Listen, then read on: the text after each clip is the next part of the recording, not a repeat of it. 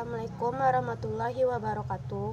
Saya Dea Sartika Putri, BP 19120146 dari Prodi S1 Manajemen Universitas Dharma Andalas dalam mata kuliah Manajemen Sumber Daya Manusia. Dalam video ini, saya akan memenuhi tugas ujian akhir semester saya pada semester ini pada mata kuliah Manajemen Sumber Daya Manusia. Dan pada saat ini saya akan membawakan suatu kasus pada PT Indofood Indomie. Kasus pelanggaran etika bisnis pada PT Indofood Indomie. Profil perusahaan. Sejarah berdirinya PT Indofood Makmur, perusahaan ini didirikan dengan nama PT Panganjaya Inti Kusuma berdasarkan akta pendirian. Perseroan mengubah namanya yang semula PT Panganjaya Inti Kusuma menjadi PT Indofood Sukses Makmur. Berdasarkan keputusan rapat umum luar biasa para pemegang saham yang dituangkan dalam akta risalah rapat nomor 51 tanggal 5 Februari 1994 yang dibuat oleh Beni Kristianto SH, notaris di Jakarta. PT Indofood CBP Sukses Makmur Tbk merupakan salah satu perusahaan mie instan dan makanan olahan terkemuka di Indonesia yang menjadi salah satu cabang perusahaan yang dimiliki oleh Salim Group. Permasalahan. Berdasarkan pendahuluan di atas, ada dua sudut pandang yang muncul, yaitu PT Indofood Sukses Makmur Tbk melakukan pelanggaran etika bisnis. Karena pada produk Indomie yang diproduksi oleh perusahaan mengandung dua zat berbahaya, yaitu metil parahidroksik benzoat dan benzoik acid atau asam benzoat, di mana dua zat tersebut seharusnya hanya untuk kosmetik, bukan untuk makanan.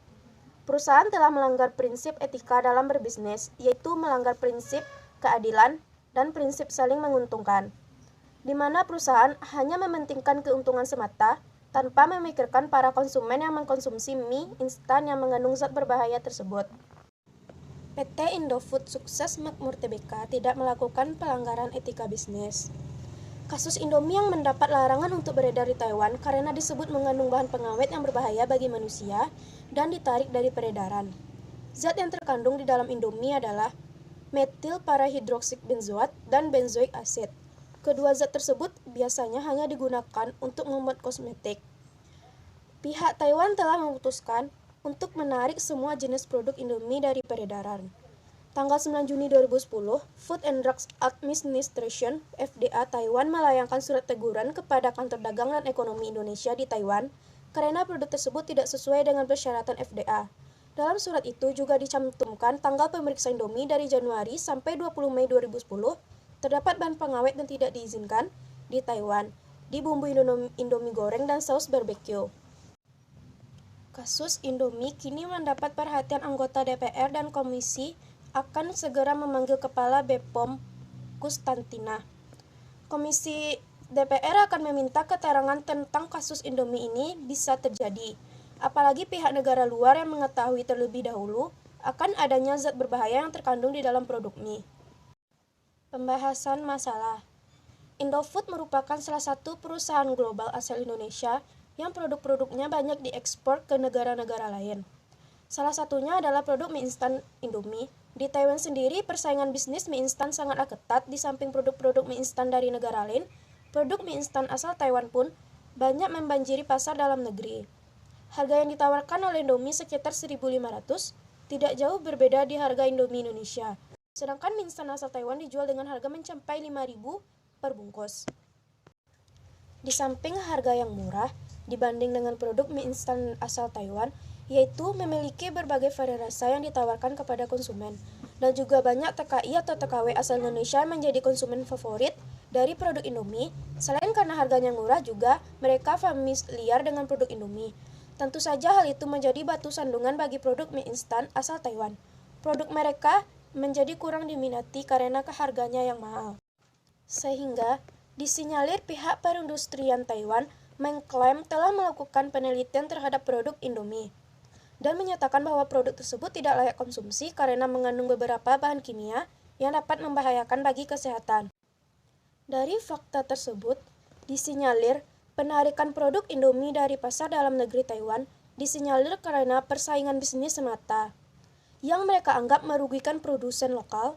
Yang menjadi pertanyaan adalah, mengapa tidak sedari dulu produk Indomie dibahas oleh pemerintah Taiwan, atau pemerintah melarang produk Indomie masuk pasar Taiwan, melainkan mengklaim produk Indomie berbahaya untuk dikonsumsi pada saat produk tersebut sudah menjadi produk yang diminati di Taiwan.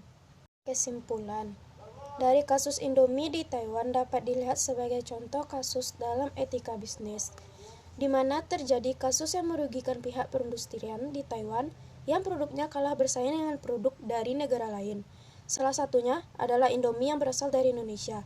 Taiwan berusaha menghentikan pergerakan produk Indomie di Taiwan, tetapi dengan cara yang berdampak buruk bagi perdagangan global.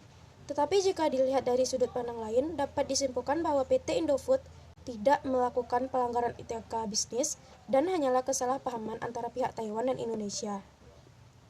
Masalah tersebut bertambah karena produk Indomie yang dipasarkan di Taiwan seharusnya untuk dikonsumsi di Indonesia, bukan di Taiwan.